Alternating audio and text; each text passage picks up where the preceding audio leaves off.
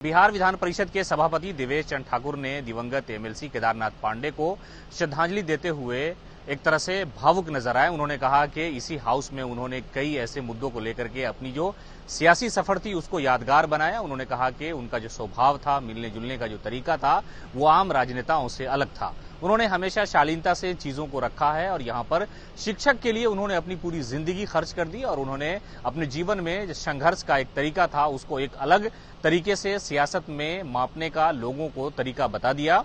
और केदारनाथ पांडे जो स्वभाव था, उनका जो राजनीतिक सफर था, वो सबके लिए यादगार रहेगा। उन्होंने कहा कि एक तरह से ये राजनेता आइडियल होता है। देवेश चंद्र ठाकुर ने कहा कि हमारा भी सफर उनके साथ लंबा रहा है, कई सारी यादें हैं और कई सारी बातों को लेकर के देवेश चंद्र ठाकुर ने क्या कुछ कहा है, छोड़े जाते हैं पूरे वीडियो के साथ। मानना है और हम सबों का मानना है, हमारे साथ माननीय सचेतक जी बैठे हुए हैं, सचेतक जी बैठे हुए हैं आरजेडी के लिए, सुनील बाबू।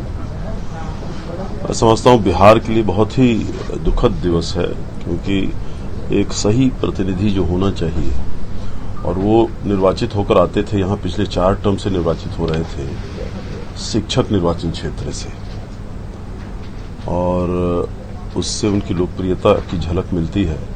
और शिक्षकों के लिए जो आवाज उठाते थे, बहुत कमिटेड एकदम, जितना जो शिक्षकों के लिए और शिक्षा के प्रति जो उनकी जागृति थी और चिंता रहती थी, मैं समझता हूं इतना ईमानदारी से अपने वैधानिक दायित्वों का निर्वहन बहुत कम लोग कर पाते हैं। और बहुत शिष्ट तरीके से, कभी शिष्टाचार को उल्लंघन नहीं करते हुए अपनी बातों को पूरी तरह से सदन में रखना, सारे प्रश्नों को रखना अपने शिक्षकों के हित के, पूरे शिक्षा जगत के हित में, मैं समझता हूं बहुत बड़ी क्षति बिहार के लिए और बिहार के शिक्षा के लिए हुई। आपके भी सहयोगी रहे, लंबा टर्म आपका भी रहा, उनका भी रहा, कैसा रहा दोनों का साथ? बहुत अच्छा। उनका तो किसी के साथ, मेरा भी वही स्वभाव है, लेकिन उनका किसी के साथ कभी कोई बैर ही, चाहे वो सत्ता पक्ष हो, कोई भी सत्ता में रहे।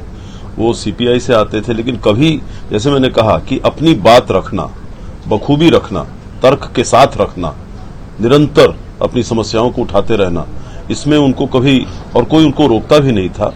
बहुत अच्छी तरह से अपने मैंने कहा ना, यहाँ का जो दायित्व उनका था, इतनी अच्छी तरह से निर्वहन करते थे। और ऐसे भी बहुत अजीमतर इंसान थे, कभी किसी के प्रति द्वेष और दुर्भावना कभी किसी ने, एक भी आदमी आपको शायद नहीं मिलेगा सिर्फ विधान परिषद में कहीं भी जो उनके बारे में आपको कुछ गलत बोले, इस तरह के आदमी थे।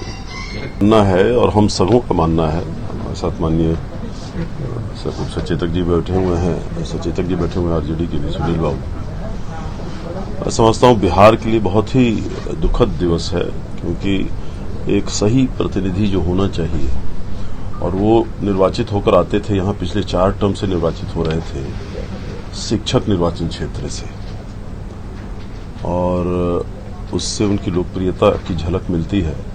और शिक्षकों के लिए जो आवाज उठाते थे, बहुत कमिटेड एकदम, जितना जो शिक्षकों के लिए और शिक्षा के प्रति